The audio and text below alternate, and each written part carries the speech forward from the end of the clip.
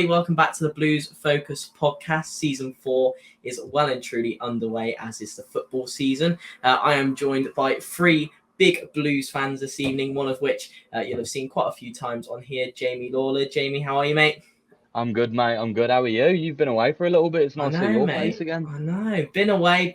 Little substitution. Me for Tommy Kelsall tonight. He's, I don't know where he is. He's probably loving life somewhere. But yeah, in for Tommy Kelsall tonight. I saw you were in goal the other day, Jamie. Saw that on your story.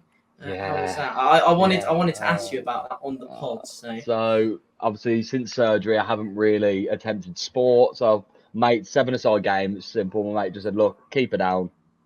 Can you play?" I went, "I'll give it a go. I'm going to be rusty as hell." No one told me, first of all, in 7-a-side rules, Birmingham to Worcester, a very different rule set. I picked up the ball from across. I've dropped out of my hands and punted it up the field. Penalty. Yeah. What? Yeah, no one's ever told me that. I dived the right way, got a hand to it, went in bottom corner. Fantastic. Saved about 4 one-on-ones. And second half, last kick of the game, your man's ran one-on-one. I knew where he was going. He's going top right. I've dived, got a hand to it, and I've heard it clink off the bar, and then I was gutted. Heartbroken, man. You say this was Birmingham or Worcester? I was in Worcester. Wait, was that that wasn't 6 ways, was it? Yeah. It was 6 ways. 7:40 kick-off on Tuesday. Yeah, because I play in the I play at 6 ways as well, but on a Monday, so we might be in slightly different leagues. But yeah, I had to learn the hard way as well, mate. That the rules are a bit cloudy with 5-a-side. But anyway, I'm joined by Sam for his 4th podcast appearance now. Sam, how are you, mate? Yeah, very good. Thank you. Looking forward to Saturday's game with all the optimism around, and yeah, very much looking forward to seeing Birmingham hopefully still go unbeaten in the Championship. Me too, mate. I cannot wait. We've got plenty to talk about today. And making his podcast debut today too, we've got Josh. Josh, how are you? I'm good, Tom, mate. As I say, looking forward to the game on Saturday. It's going to be my first game of the season, like properly being there, so really excited for it. Me too, mate. Me too. We've got plenty to talk about today. Loads and loads to cover. I think we should probably start with Leeds. Just a fantastic day for everyone, fans, players, managers, staff, everyone involved at Blues. How was it for you, fellas? We'll start with you, Jamie. Talk us through the day a little bit, because it wasn't just any ordinary match day, was it? So much going on around the ground. Talk us through it. Start? Like, my day was great. Like, obviously, met up with some mates in the morning, went with Max, Big Blue Nose himself. And he's also an American football fan who followed the Buccaneers before Brady even went there. So, like, he was just buzzing all day. It just, honestly, like, being in the Roost pre-kickoff, everything. Sorry, one sec. Walking around the ground, it just felt like a new club. The atmosphere, the positivity, the energy, everything just felt unbelievable. Everyone just singing. It was great. And I think the better team won. I genuinely think we were the better team most of that game, if not all of it. Their best outlet was Dan James. Laird grew into him. Got through that. I just think we overall dominated the game. Positive game of football. We should have probably learned to shoot a bit earlier than we did, but we moved. We got the 3 points. That's all that matters. And Leeds are falling apart. You love to see it. Yeah, I agree with a lot of what you said there. It's just such a nice day. I think the atmosphere is something I've never really experienced at Blues before, in terms of just, we've had nice moments in the past, but I think it's just, Saturday was just the excitement for the future, wasn't it? I mean, Sam, what did you think? Yeah, I mean, echo what you say about the optimism, and, you know, everybody there seems to just sort of have a really good time. It just seems as if, like, Blues is properly back now with the sellout at the game and all the stuff that was going on before it as well. The tribute to Trevor Francis, you know, it was a real game where you thought that everybody had come back together. And I think, yeah, we got the team over the line in the end with the penalty decision going in our way, and Juki smashing home from the penalty spot. And I think I echo a lot of Birmingham fans of sports, where you say that, you know, if you wanted anybody to get the winner on the day, then you wanted it to be Duke, because of what he's done for the club and the service that he's given to the club already. And yeah, it just goes to show that the Duke has still got it in some respect. Yeah, 100%. And Josh, yourself, what do you think of the game? Yeah, brilliant game. I mean, I was gutted that I had to miss it, unfortunately. I was on holiday, so my cousin got to go in my place instead. But thankfully, I was able to watch it on Blues TV. And, like, I was really able to get the atmosphere, like seeing the fireworks go off before the game. And really wish I'd been there, but still fantastic. And as Sam said, like, if you wanted anybody to take and score that penalty, it was definitely Djukovic. So just good vibes all around, really. Yeah, and just talking a bit more on the build-up before the game as well. You mentioned it there. I thought little things like the fireworks was a really nice touch. I don't know if any of you guys, Sam, were you at the game or no? No, I wasn't at the game, unfortunately. No. But obviously, you see all the pictures beforehand of Tom Brady making appearances in the pubs and that, and it's like one of the things where you have to think to yourself, is this really our club that this is happening to? Yeah. And I'm sure a lot of fans, thought the same thing, actually seeing these guys in person as well. Imagine someone telling us a year ago that this was going to happen, because we've had a few potential owners, Lopez and Richardson, Bassini, all those guys, but we have hugely landed on our feet with just the positivity and the caliber of people such as Tom Brady that are getting involved with the club and all that sort of stuff. I mean, I don't know if you were there, Jamie, when Brady and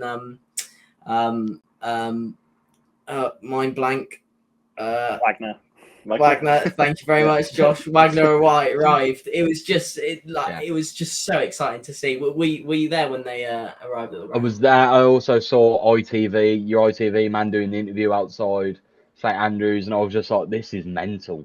Like, this is just not right. Like, our club's just getting noticed now. Like, and people, I've seen championship clubs on like all the banter pages trying to be funny and being like, oh, Tom Brady's having it's not fair. And I'm like, grow up, man. Like, we deserve this. We've been through so much crap the last 13 years, and we are a big club. Like, we're on the up now. I'm not saying we're going up. I'm not going down that route. But I think the next couple of years, I think we're definitely going to be a problem in this league. If that 11 stay fit, we're a problem. Yeah, agreed. And you missed Brady in the Roost by about 20 minutes, didn't you?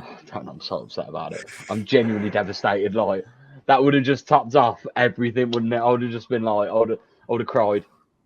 Yeah. Oh, mate, it would have been amazing. And obviously the Trevor Francis tribute, I thought the club did brilliantly as well.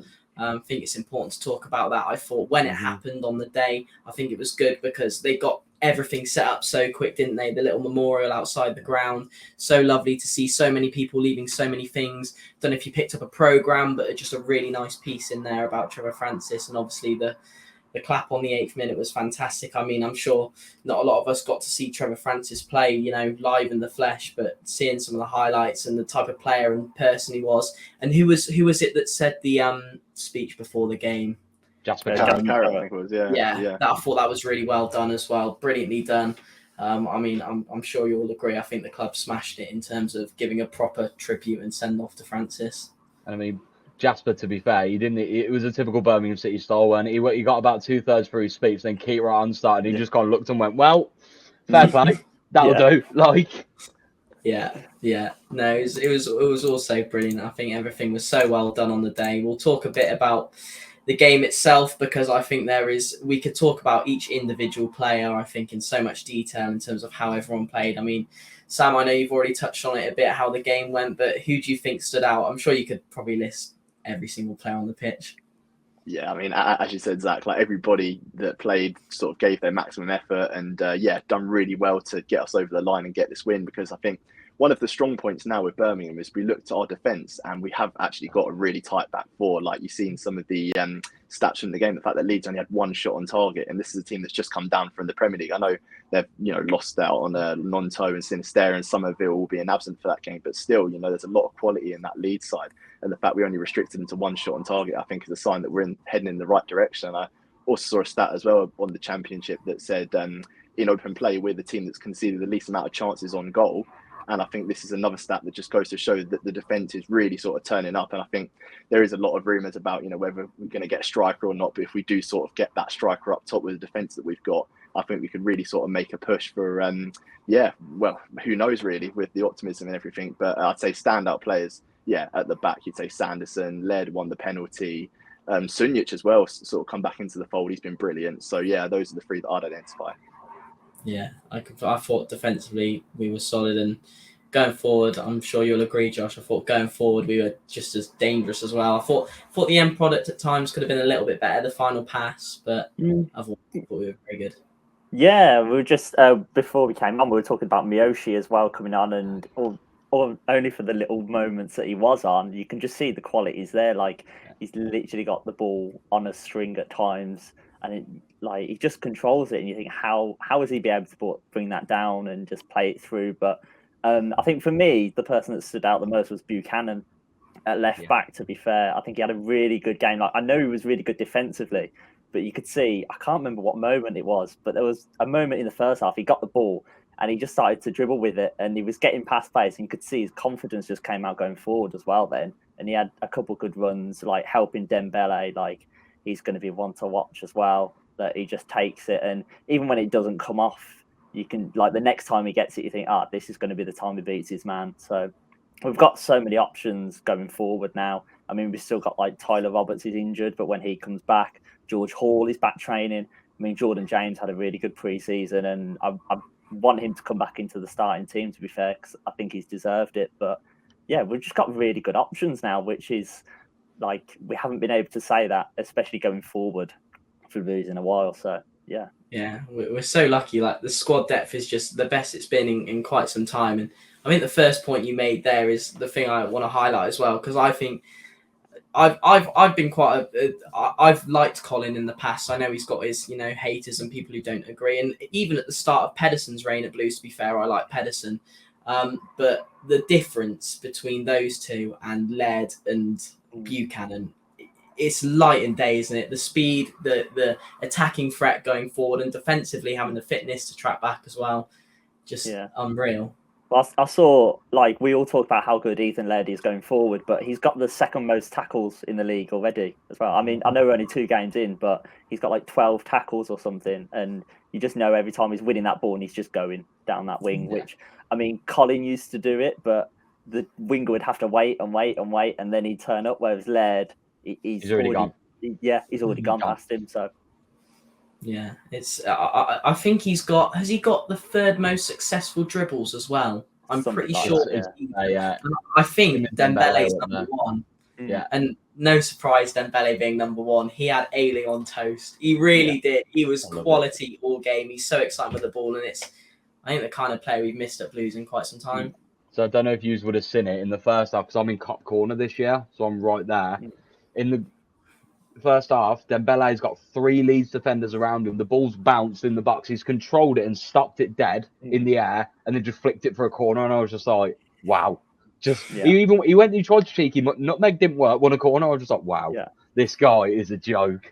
Like like the amount of times Ruddy picked up the ball from a corner and just launched it straight up the field, knowing Dembele's someone's running. Like, when have we been able to do that before, lads? When have we had that kind of electric pace? We've just gone, yes, spring go. Like, it's nice to have. It's just nice, isn't it? It's just a good time.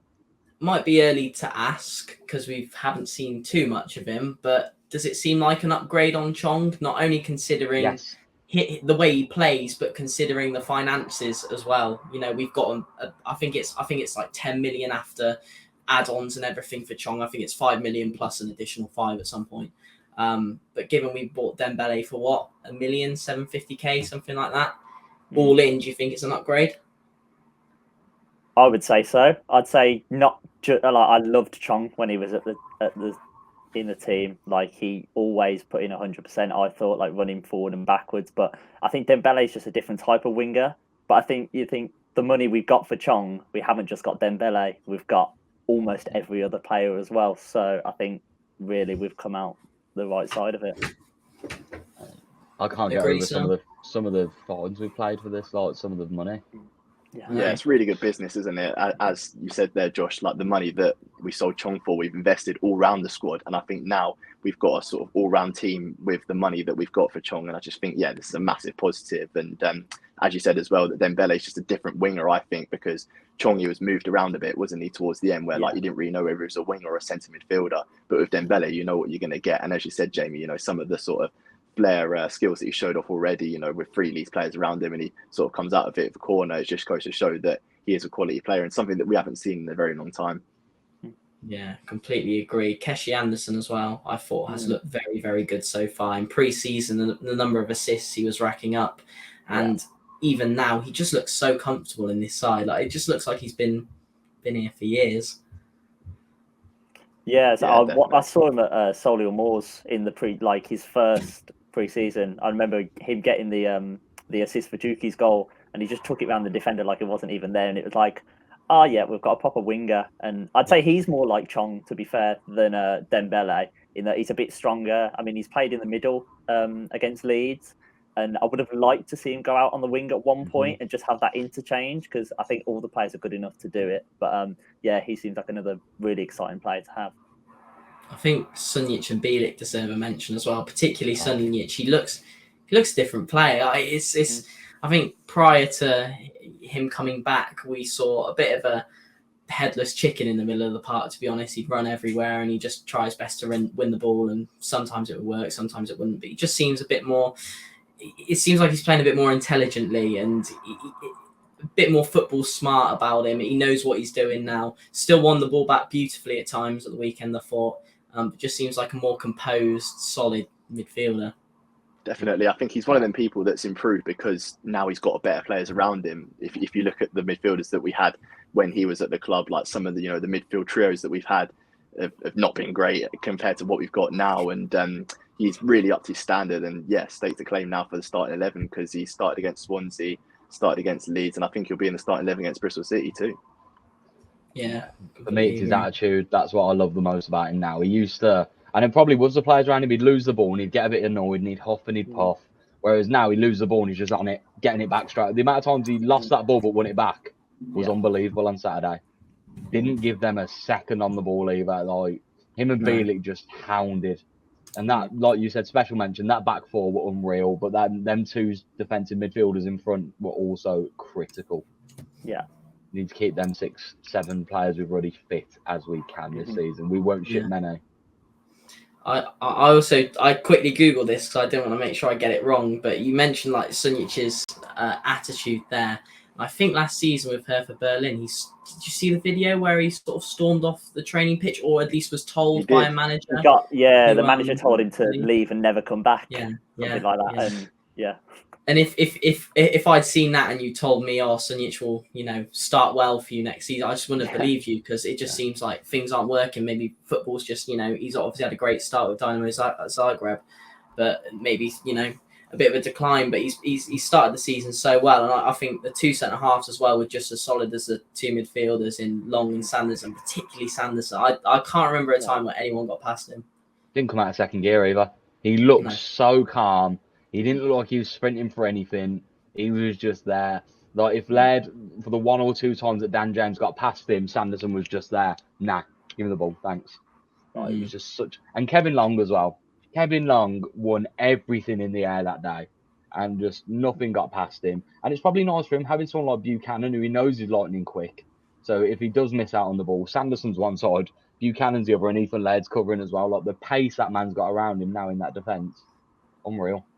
Yeah, I'm really happy for Kevin Long, because when he sort of came into the team, I think his debut was against Bristol City, wasn't it, away at Ashton Gate, and we lost 4-2, and he kind of got ripped apart that day. And I thought, why have we signed this guy for? And I was like, oh gosh, what is this? But now that he's sort of got up to full speed, he next to Sanderson looks like a really good player, and you see sort of his experience next to Sanderson with a bit of youth. I just think the combination seems to be working really well at the moment.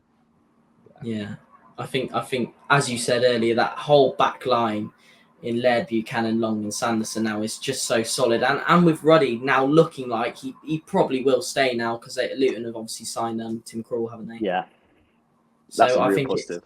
100%. Because I think as nice as it would be to have, a young goalkeeper such as Sarkic or someone come in, I think regardless of age, I think Ruddy, since he's come into the club, has been excellent. He's just so solid, such a safe pair of hands. So I think to have him is just brilliant. And I think overall it's nice to see the team just looking healthy and nice, and so much depth and pace, because we've missed pace in this Blues side so much. I mean, in terms of positions now, you guys think need work. Jamie, we'll start with you. What positions do you think could do with an extra player or two? Centre forward, definitely. I think one centre forward. I think maybe another winger just for cover, especially if Tyler Roberts is going to be injured. We got a load of games coming up. I think we've got 3 games at home coming up in about 10 days at one point, or not, if less. Like, I think we just need a bit of depth. Definitely another centre half. Like maybe Mengi would be fantastic to bring in. I think that's it, really. I think we're pretty much close. I think now that we've got the nice base of the squad, why don't we dip into the loan market a bit now? We haven't got a loan yet this year, have we? Bring one in. Not yet. Bring a few in. Is it 7 we're allowed, or is it 5? 5 in the match day squad. That's it, yeah. Yeah. Okay. So I agree. I wouldn't be opposed to having a loan in two. Bring Sam, in do you agree with that? 3 or 4 Yeah, like I just agree with that. squads, Yeah. squad I holders. know. Yeah. I think we So, need a Sam, backup any for right thoughts? back as well. Like if Laird gets injured or something, because Yeah. at the moment we've got sort of 2 kids in Williams and Oakley that are the backup right back. So I'd say maybe a bit of experience there. But yeah, the same as Jamie, I think Well, we need centre forward, centre back, and then a right back for backup, and we'll be fine. I think. I mean, I don't know how true it is, but I've read reports saying Matt Loughton is training with Birmingham City. Yeah. Yes, yeah, Which I've would heard be, that I as think that's well. great. I think that'd be a good experience signing at right back. Yeah, he'd be Yeah. really good, like experience at right back, and I think he can also play left back as well. I mean, you, Jamie, saying about we need a winger. I think like just push Longello forward, in my opinion. Yeah. I think he's quick enough. He's shown that he's good enough going forward. I think we've seen pre-season probably left back isn't where he needs to play. So I'd get Matt Loughton in, and that's right back and left back cover if we need it, and then push Longello forward as a winger option. I've always openly said it's not that I dislike Longello, it's that defensively he made me nervous. Going forward, I had no issue. Sometimes he's a bit gangly on the ball. Sometimes he looks like his legs are a bit too long for his body. But when there's games like Swansea away last year where he turned the game on its head, to be fair with his performance, you can't decline that he'd be great to bring on the left. The last 20 minutes of the game, Dembele's been running someone ragged, then you got Longello running on. You just don't want to deal with it.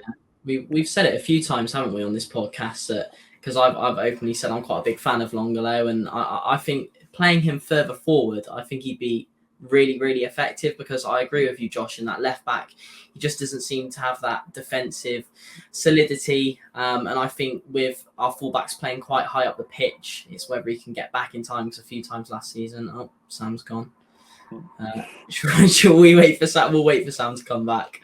But yeah, I agree. In a few times last season, he just seems to be caught out. So Longello higher forward, and we'd be happy. Where is Sam gone? I think I upset Sam by saying Longello's legs are too long. He didn't like the comment.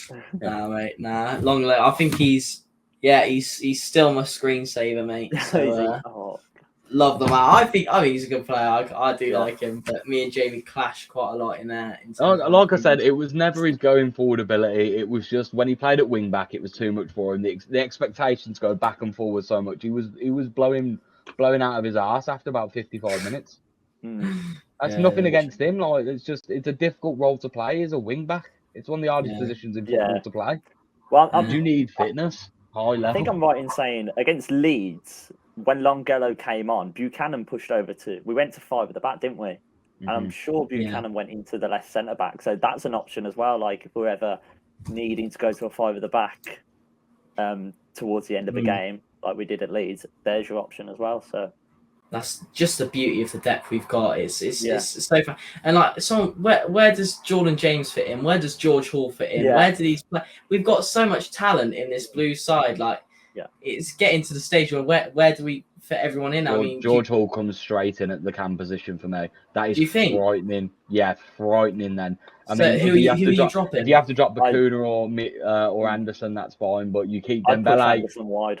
Yeah, push Anderson wide or Miyoshi, give him a go. Like, and sadly, does that mean Bacuna has to miss out? Maybe, or maybe you can. You got it. It's horrible to have so many options, isn't it? Yeah. Gary Gardner's also back training now, and we all know on his day Gary can be one of the better midfielders in that league because he can go box to box and he's unbelievable when he wants to be, and he's got the legs.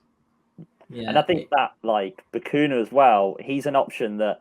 Like we saw in the Carabao Cup game, when we know we're going to have lots of possession, just drop him, take Sunjic out, drop him.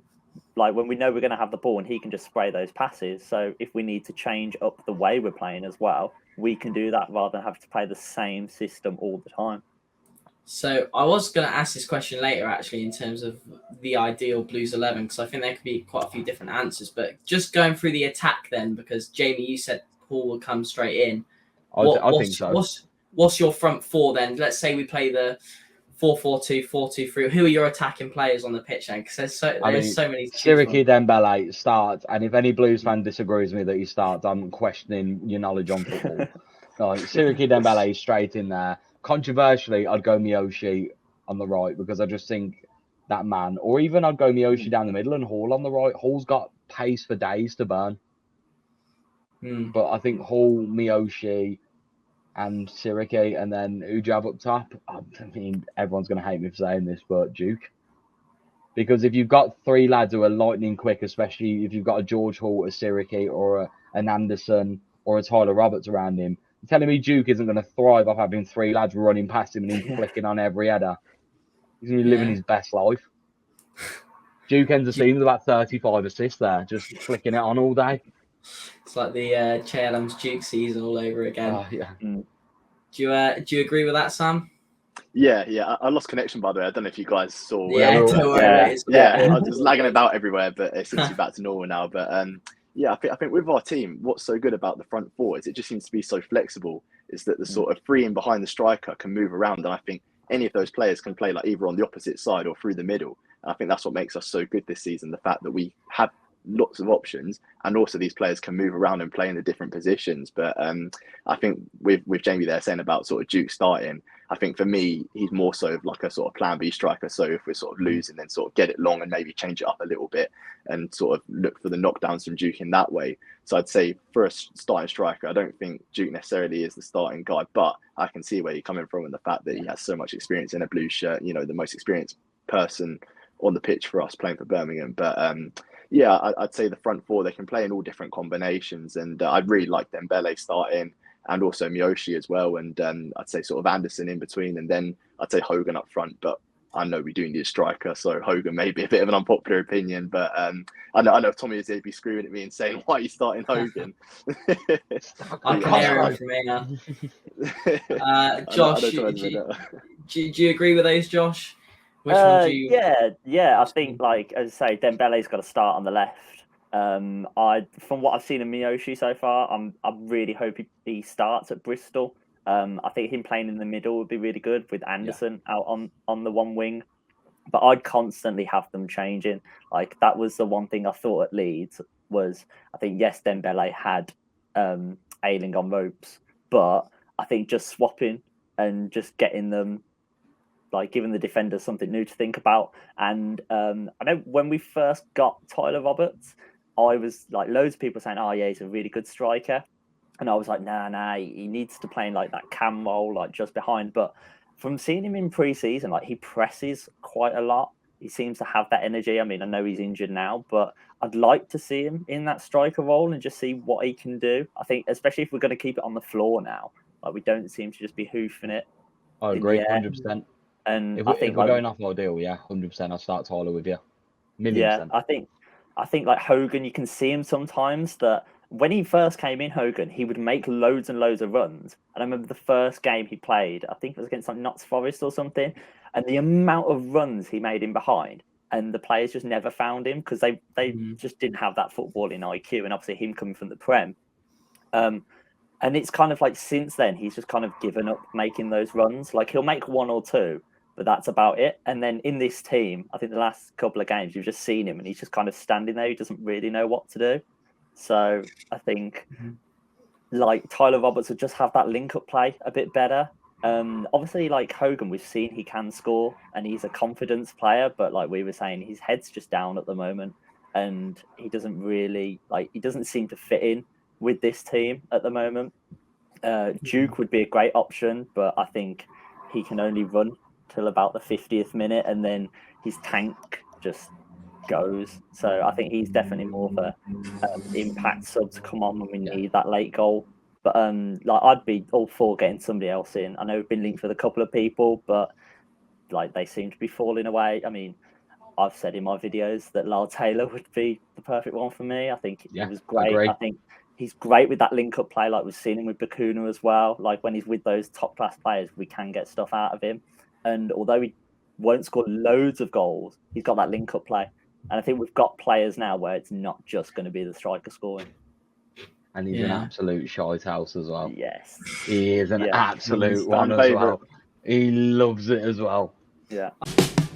This video is brought to you by Xero, business accounting software that has all the time-saving tools you need to grow your business. Import bank transactions, send invoice reminders, pay your staff, and drive profitability through Xero projects. Whether in the office or on the go using the easy-to-use mobile app, you can run your business with ease, even if you don't have much of an accounting background, like me. Xero also allows you to invite your own accountants and bookkeepers to help you meet all your tax obligations for that extra feel of security. By signing up using the specific link in the description, you will receive 50% off your first 3 months. Quick and easy to set up, cancel at any time with free 24-hour support, add as many users as you wish, and with no hidden fees, there's no excuse you shouldn't sign up for Xero today. Over 3.7 million people already trust Xero with all their accounting needs. So remember, that's 50% off your first 3 months.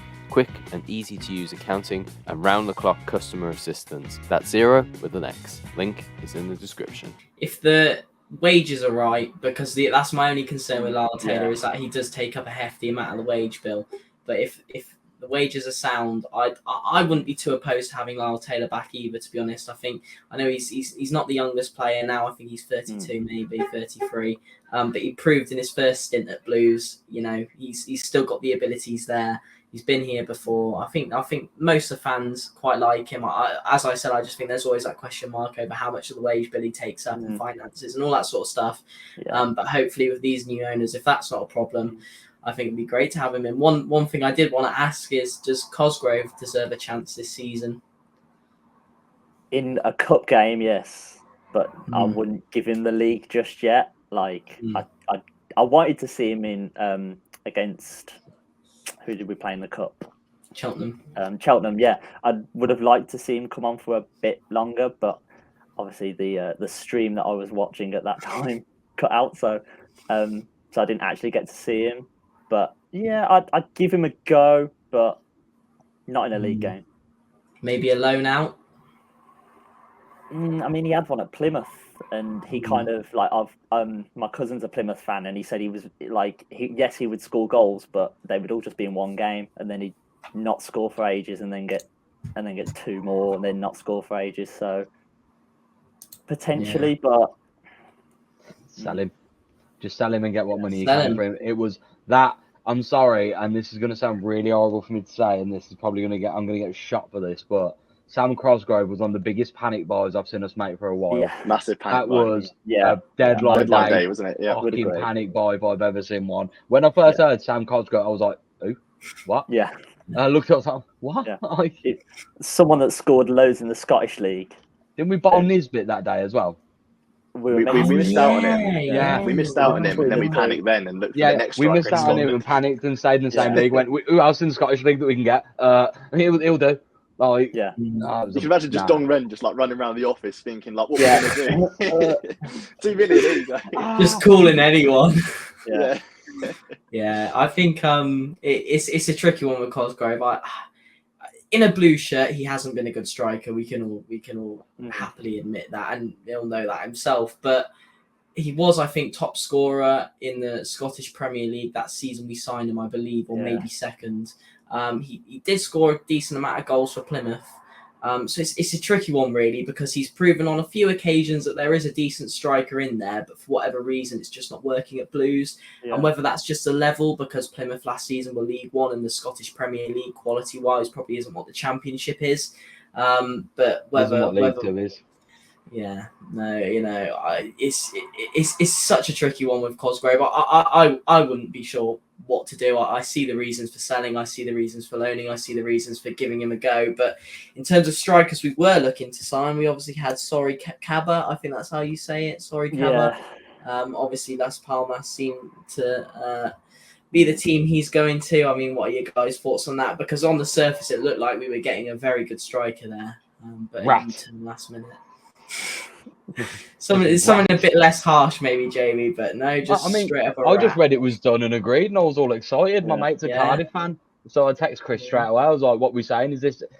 My exact words were, "Is this the donut who kept trying to do the overhead kicks last year?" And he was like, "Yes, he is the bossy prick, as you like to call him." I was like, "Right, great."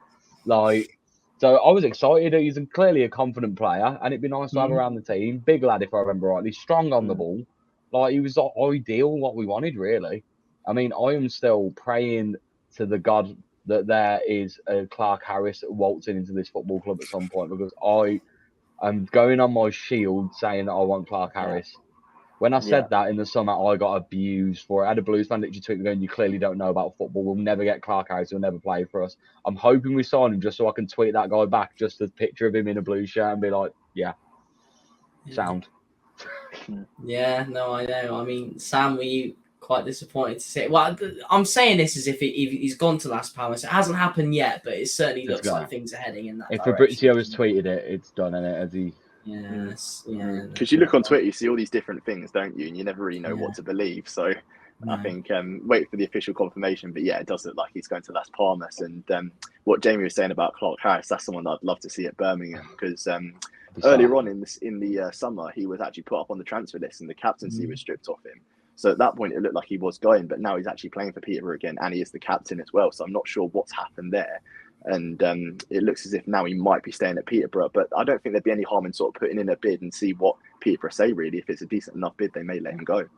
I mean, just throwing this one out there, I've been reading Sam Cosgrove to Blackpool's going to happen at some point, if not, like I read that was coming in the other day.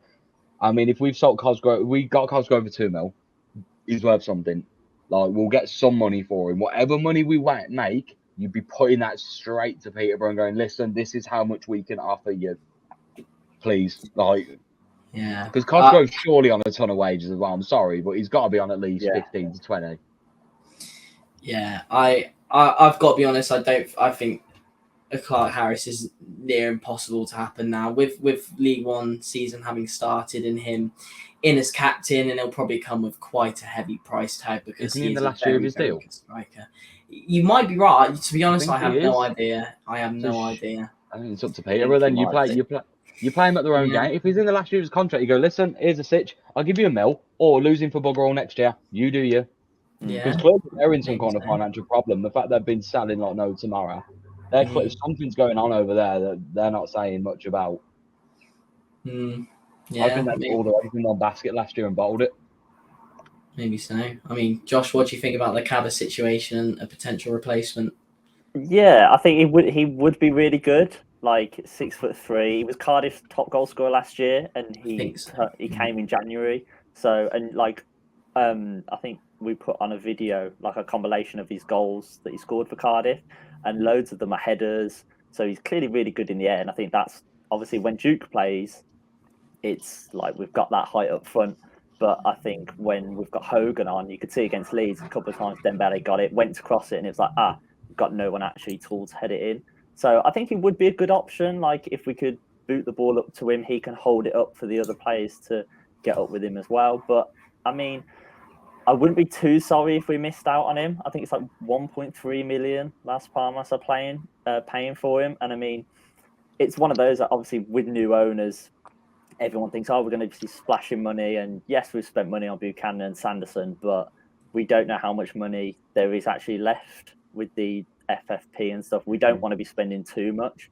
So I think if we can get in maybe a loan, I know we were linked with the guy from Everton like right at the start, but I don't think that's happening because they want like £1 million just to loan him. Yeah. But I'm sure there's something else. I mean, I'd fully trust Gardner to be able to find some kind of gem out of somewhere as well. So, I mean, would be a good option, but it looks like he's going somewhere else. Yeah, I think Cabba would have been the perfect sort of Duke replacement, really, in that he does have that height, he does have that strength, and a little bit of pace, because I too have a Cardiff mate, and from what he was saying, he's got a little bit of pace on him. I think he would have fitted the system perfectly, because it does seem like Eustace is going to opt for this 4-2-3-1 formation, so I think it would have been a fantastic signing. But if it doesn't happen, and it looks like it's not going to, it is what it is. The transfer market's huge. There's plenty of players out there. It's of course just about finding the right ones. I think we'll move on to the stadium a little bit, because obviously a lot of changes have happened around St Andrews. I mean, Jamie, you were at the game. Thoughts on the ground, because it's looking very different, isn't it? In hot water, isn't it? Like that's nice. Like I know. everything changed, didn't it? LED logos, man, like whatever's going, like the big logos out. So I was just walking around the ground, like, and looking around, and just everything looks fresher. The boxes, like the managers' seats where they're sitting for the game, the players where they're sitting on the bench, and like this just looks amazing. New pitch. I know the ground weren't obviously finished, but seeing the work's actually being done, seeing seats in there now, like the safe standing stuff's coming along. You're like, oh, this shit was meant to probably be done 3 years ago, but it's not actually being done. These owners have walked in and within 4 weeks. It's pretty much getting just slapped out the way and done. So it's just all positive. It's all great. It just, like I said earlier, it just feels like a new club. I struggled to rub my eyes at one point, but like, is this Birmingham City? Is this happening? It's even like the small details as well, like just painting some of the gates outside, just little things like that just helps spruce up the ground and just, the dressing room. The tunnel as well. Now, it's brilliant, doesn't it? It all looks so good. I don't know if you've seen, they did the I think executive lounge in the top as well. Just it just all looks great, doesn't it? It all looks so fantastic. It does. And also after the game as well, Gary Cook put out a statement sort of addressing what happened at the game and encouraging people to sort of come to more games as well, because it looks like now that Plymouth might be a sellout as well. So that'd be fantastic. And I think with the fans on side, we are a force to be reckoned with in the Championship. I think, if St Andrews gets rocking and bouncing sort of once the full stadium's open, then any team would struggle to get a result, I think, at St Andrews. I said this very openly to my mates last week. So why can't we make St Andrews the fortress again? Remember when we did that year unbeaten in the Prem, lads? Do it again. Do it in the Championship. Exactly. We can be horrible to play against at St Andrews. Leeds, and I'm going to throw this one out there. The Leeds fans disappointed me. I've heard big things about Leeds fans, and they were quite quiet for most of that game. Like we were on top though, weren't we? Yeah, we were on top. They had nothing to cheer about. Yeah, that's what I mean. Like we can be horrible to play against that. You've gone away to Birmingham City. You've got the fans on your back straight away. Siriki Dembele is twisting your right back, left, right, and centre. You want to go home already, like. We could be a horrible team to play against. You've got Sunjik's horrible, nasty side to him as well, still roaming around that pitch, just snapping people in half. Kevin Long's just absolutely brutalising people. It's great. We can just be that team again. So it's so nice to see the passion in the stands, and I'm sure you've all seen it, the celebrations from Brady and Wagner and Dale and Gary Cook as well. Just so nice to see that passion, not only from the fans, but the people higher up at the club, because we wouldn't have seen that from BSHL, would we? You wouldn't have seen BSHL? No, at all. We don't talk about them anymore on this podcast. We don't mention it. That's the aim now. We just can't talk about it for the whole season. Also, throw this one out there, that penalty was planned. We wanted to give the Americans the grandstand finish, like a Hollywood film. That was the whole game plan, lads. I heard Brady speaking about it on ITV Sport after, he was saying about the penalty is, like you said, the mid 80th minute or something. He didn't really understand it, but I think he's trying to understand it a bit more. Exactly. He's giving it a go. He is giving it a go. I like the celebration from Duke as well, a little touchdown celebration. I thought that was great. And we spoke about this before the podcast as well, actually, but in terms of the penalty incident, I genuinely thought the ref hadn't given it at first, because it is genuinely such a stonewall penalty. And he paused for about 4 or 5 seconds. So many decisions we haven't got in the past as well. And I think genuinely the crowd played a factor in the referee sort of pointing to the spot and giving that penalty. The fact that all the fans, it's a perfect moment, wasn't it? In the 90th minute. I think in the past we wouldn't have got that decision probably. Everyone was screaming. The other telling thing for me was Dan James's reaction. As soon as he touched Laird, he just kind of looked at the ref and said, he knew. Like the ref must have looked at him and gone, yeah. Well, that ref, I mean, don't get me wrong, officials in the Championship, but I think there was one or two things he did miss, and I was like, not again. I fully expected him not to give the penalty around to my mate who I was with. I was like, oh, Cal, here we go. Look, we've been denied this. Then when everyone cheered, I was like, he's actually give it. Yeah. He looked fuming about giving it, didn't he, lads? He was like, didn't want to. Happens every season for every club, though, doesn't it? Just dodgy decisions, and it probably feels like more so us sometimes. But I imagine it all evens out in the end. But if the ref hadn't given that penalty, I absolutely lost it. It was so. I'm glad Laird won it as well, because it was a night. Who played it was Dembele wide who played the pass over. Fantastic ball, literally inch really nice wasn't it? Ball, really, and an intelligent run from Laird as well to get on the end of it, and it was just really nicely done. That must be so horrible to play against as well. Imagine when you got a fully fit George Hall if he's playing on the right, and then you've got Laird bolting at you, followed by George Hall as well. You just, as a left back, you're like, help me. We're so dangerous this season. As I said earlier, we've got pace. We have been missing pace for years. Onel Hernandez is probably the last. Chong and Hernandez in recent times. some of the pacier players we've had. But now we've got pace in so many positions: fullbacks, wingers, in behind the striker. It's so even Sanderson's quite pacey, isn't he? Yeah, he's quick. Which is so nice to see. I mean, swerving back a little bit to the stadium repairs. It was today, I think the news was said that the Buckinghamshire group have gone into administration. The guys doing the lower tiers. I think they're doing Craven Cottage and Anfield as well. They are. So they are, yeah. So I mean, I don't know your thoughts on that. I assume the owners have contingency plans in place and people to come in, but I'm sure we can all agree we do not want those lower stands delayed any longer than they need to be. I'm sure it would have been written in saying, I'm sure we've paid up front with these owners because they seem nice people and actually like they know what they're doing. And they've probably said, look, it's contracted. I don't care if you're administrating, you're finishing your job, otherwise you get done. Like, no, I'm not being funny. Like, we've had 3 years of it. They're going to pull something out of nowhere. I mean, we were getting to the point with BSHL where I was waiting to see it on Birmingham City's official page saying, does anyone know any building experience? Can you come to St Andrews? An advert. Help me. Like, yellow pages. Yeah.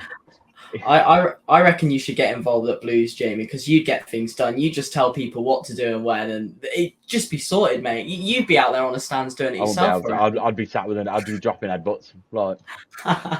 So yeah, I mean, hopefully they have something in place because I think the sooner those lower tiers can be open, the better. Because we saw what St Andrews was like, obviously against Leeds, 22,000 people, and it was loud. And even like for the substitutions, those are the loudest hoos I've heard in a while. So if we can get those lower tiers open and get the 30,000 or however many it holds, I think it will just be fantastic to get that atmosphere rocking again. We will move on. Just to finish off for Bristol City predictions. They've had a decent start, Bristol City, to the season. I mean, Josh, what are you thinking for this weekend? They've had identical record to us, actually. 1-1 first game and then 1-0 last week. So I did a video earlier this morning, kind of a match preview with someone, Bristol City fan, and they were quite confident. I think usually when we go to Bristol, sometimes it's up, sometimes it's down. I know last year 4-2 it was a dismal performance, really. But I'm feeling a lot more confident, to be honest. I just hope we keep a clean sheet. To be honest, I think that's the one thing. But I trust the players to get a clean sheet as well. I know they're Bristol's main striker, Tommy Conway, I think, a young up and comer. He's out injured, so they haven't really got like a top striker. I think they got Naki Wells. He's probably their backup. He always bogey player. He always Big does time. something against We us. were rumoured with Naki Wells a bit as well. I think so. Yeah. I mean, if you used us, like, just deal with him. Sorry, carry on. But I'd say he's going to be one of those that you can see him just getting one chance. But I back John Ruddy to just bat off whatever chance he does have, to be honest. So I can see us maybe getting the 3 points. I mean, I'd be happy to walk away with the 1 point, to be fair, and just keep the undefeated streak going. But I mean, we could beat them 2-0, to be fair, as well. Just keep beating them on the break. So I just want a good performance, as always, from Blues, to be honest. Yeah, I think I said that to my dad, to be fair, before Leeds at the weekends, because coming into it, I didn't expect a result, to be honest, with how good Leeds have proven to be in the past. But I think as long as we see a good performance at Bristol, we'll be very happy. I mean, Sam, what about you? What are you thinking? Yeah, I fancy us to keep the unbeaten streak going. I'd say 1-1, maybe one of those things where we take the lead a bit earlier, then lack that killer edge to put them away, and it may end up 1-1 with like a Naki Wells goal right at the end or something. That'd be very typical Blues, wouldn't it, for someone like Wells to come on and, as you said, have one chance to score a goal. But I think, Bristol City have been weakened by the fact that, as you said, Josh Conway's out, and also Alex Scott now gone to Bournemouth. Yeah. And he's a huge miss for Bristol City, because last season he was one of the best young players in the Championship. I think he did win Young Championship Player of the Season. So he's a real talent, and I think he would do well in the Premier League. So that's a huge miss for Bristol City, the fact they haven't got Alex Scott. But I'd say 1-1, keep the unbeaten streak going and move on to Plymouth. And Jamie, what about you?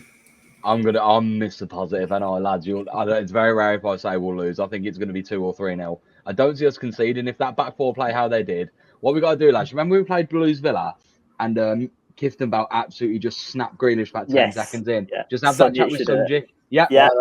Come out. See him. Yeah. Take the yellow. Just take it. Take it. Just smack. Just become shithouse Sunjic for 5 minutes. Just go back to 2019 Sunjic for 10 minutes. That's all I need from you. Just absolutely clatter him first time you get it. First time he touches that ball, you just go through him. Let him know you're there. Yeah. But no, Yeah. I genuinely think we'll be sound. I think this back 4/6 with the 2 CDMs are great. And Ruddy, like you have said, is the first keeper in a long time. I trust implicitly.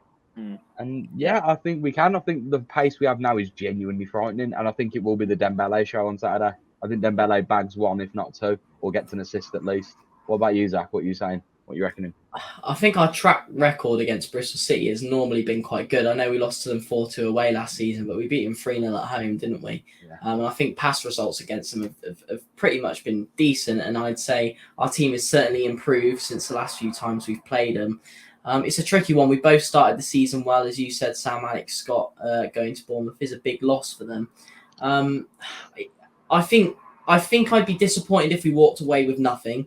I think I want to keep the unbeaten streak going.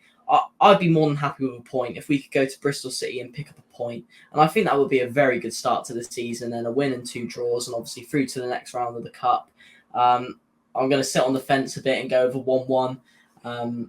But I can see us walking away with something, and I really hope we do, because you just want to keep that momentum going and keep that positivity. Because as soon as that first loss comes, you know what Blues Twitter is like. Everything goes into meltdown. The owners are rubbish. Everything's awful. But if we can just keep that positivity going for as long as we can, and that unbeaten streak going as long as we can, I think we'll be all right. But I'm going to go a 1-1, I think. Are we in agreement? So are we in agreement that the team stays the same or changes to be made, do you think? Yeah. I'd like to see Miyoshi come in, to be honest. I'd bring Miyoshi in for backup. I would drop Bakuna. I put Miyoshi in the middle and put Anderson out wide and just go full pace on those wings. Yeah. I don't disagree with that, to be fair. Don't get wrong. Disagree. I don't think Baka had a bad game. I think he was actually quite good. Can we talk about the back heel flick on in the first half to Ethan Laird? Yes. Can we talk about this for a second? Oh my God. Yeah. I feel like he did it and then turned and gave a little look at Miyoshi and be like, yeah, I can do it too. Yeah. And what? Yeah. Yeah, I think it would have been disrespectful to drop Baka after his performance against Cheltenham. I mean, I wouldn't be opposed to Miyoshi coming in at all. I think, for me personally, I'd like to see the team stay the same, just because I think it was solid for the 90 minutes against Leeds. And I think Miyoshi is quite effective off the bench in terms of he just brings that something a little bit different, gives teams something to think about. He's got that pace and that flair and that low centre of gravity, which can be tricky for 6'3", 6'4" defenders to deal with. So I think for me personally, I'd like to see the team stay the same. But if Miyoshi comes in, I certainly wouldn't be opposed to that, because what we've seen so far has been brilliant. And I'm sure you've all seen that bit of control out on the left. Before we signed him, that clip was doing the rounds on Twitter with that control. And we saw it again. We saw something similar against... was it against Cheltenham? It was Swansea opening day. A bit of a powerful pass to him and brought it down beautifully. That touch, wow. So unreal. So we've got a real talented player on our hands there. But I'm going to go 1-1. Jamie, what did you say? What do you think? It's going to be a good day out, lads. 3-0. Good day out. Who's scoring then? Dembele hat trick? Nah, Dembele will bag. I reckon. You know what I'd love more than anything? I kept calling it against Leeds. I just want to see Ivan Sunjic hit one of his 30-yard thunders. You know, and he just absolutely wellies them in the top bins. We'll probably do it again. We're like 3-0 down or something, though. Yeah. Is it the worst times? I know. Maybe I think Hogan might actually get one. I can just see Dembele running through and just squaring it off to Hogan for a tap in. Yeah. Something like that. When Hogan's on it, he's a great player. He just needs that goal. It just exactly right. Just needs that goal, and we're cooking. Sam, what's your final score prediction? Same as you, Zach. 1-1. 1-1. Fair enough. And Josh, yourself? Going 2-0. I think we'll win 2-0. 2-0. I would very much say that. I think we've pretty much covered everything, fellas. Thanks for joining me. Really enjoyed it tonight. It wasn't too much of a train wreck without Tommy. He's normally the one bringing the order and the control. But I'd say it's gone pretty well. So thank you very much for watching. Hope you enjoyed. You can follow us all on our socials there below our faces. And Blues Focus is the place to go for all your Blues related content on most platforms. I can't remember the specifics, hence why if we had Tommy here, you'd know exactly. But type in Blues Focus to these social places and you will more than likely find us. So thank you very much for watching. Hope you enjoyed. And we'll see you in the next one. Keep right on. You're on. Keep rolling. Keep right.